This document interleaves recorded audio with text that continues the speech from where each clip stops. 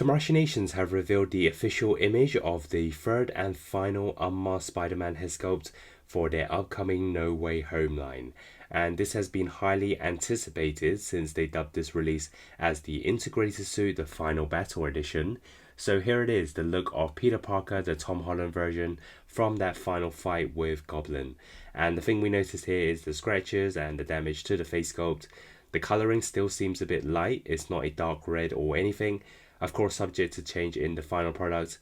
And added with the scratches on the suit, this is a nice bonus and an improvement to the previous integrated suit release. Now, is it a decision to be making based on just this head sculpt? I'll probably say it isn't. Since this looks to be the head sculpt they have been using before, I don't see much of a difference in terms of the sculpt. Maybe there are some finer details like the paint, but in terms of the head sculpt that they've been using before, I would say that this is probably just the same one. Now, is it the only head sculpt we're going to have? We're going to have to wait and see, since I noticed that this is the one with the eyes to the side.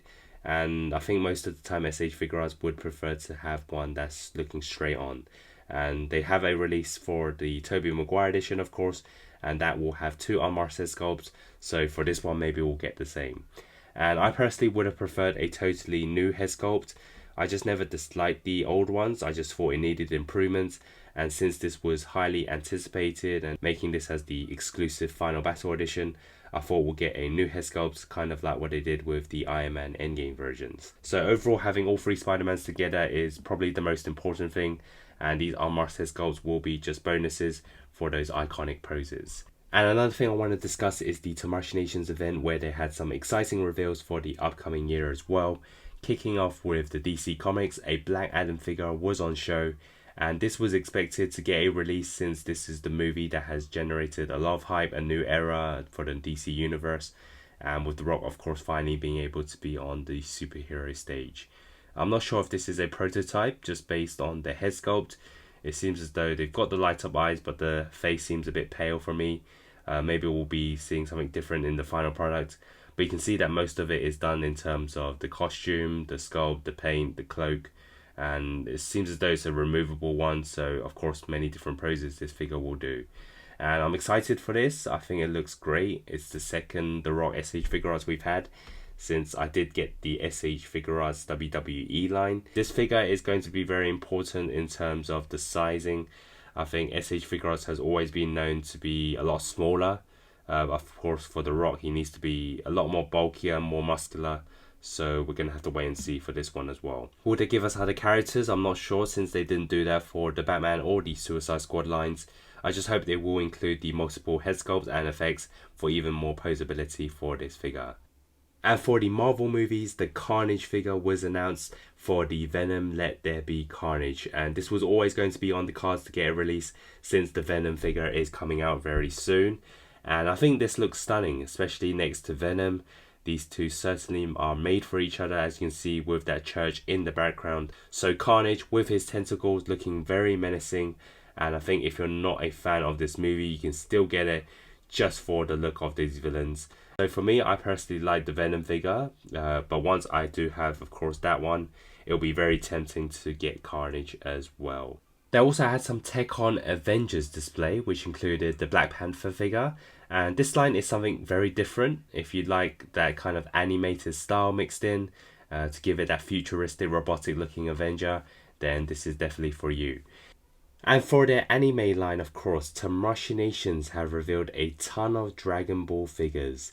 And this is the line that's probably the most important, their most consistent lineup of figures, as a future Trunks was on show. And this was expected since we are getting updates for all their characters. And to me, I can't say it's one of those figures that is for those who missed out on previous ones, because I think this is a massive improvement to the older figure.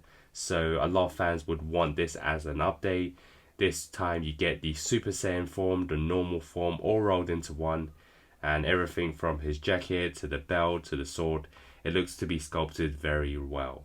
And the other reveal is the Super Saiyan form Vegeta. Again, there has been countless releases, so I'm not sure how many people are excited for this. I expect this to be a nice update to the previous one, just like the Trunks. So this will definitely be added to my collection.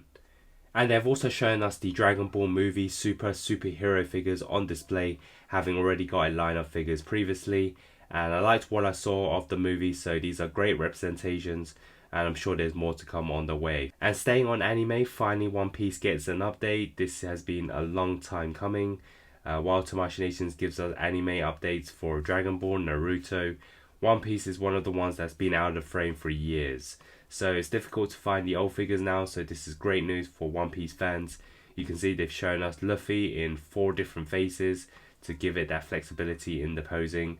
And this really brings out the life of these characters. And they've also teased us with more coming soon cards, which looks to be the Zoro and Sanji figures. And as mentioned before, Naruto getting updates all the time. They've also put out a display of some of their new figures with Kid Naruto and Sasuke. And believe me, this is a big reveal, as I know there are plenty of Naruto fans out there. Jujutsu Kaisen, which has a lot of buzz of late, has its own display, which included some coming soon, as well as the Figuarts Zero. But the main reveal was Sukuna, the King of Curses. This looks to be an incredible figure added to the list of the Jujutsu Kaisen lineup that we already have.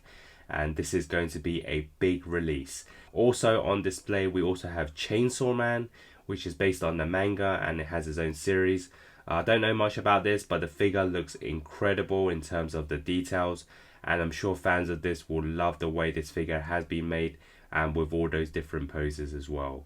And the rest of the show, we've had some really nice displays to represent the variety that Tamashii Nations always gives us, with the familiar faces like Kamen Rider, Ultraman, Godzilla.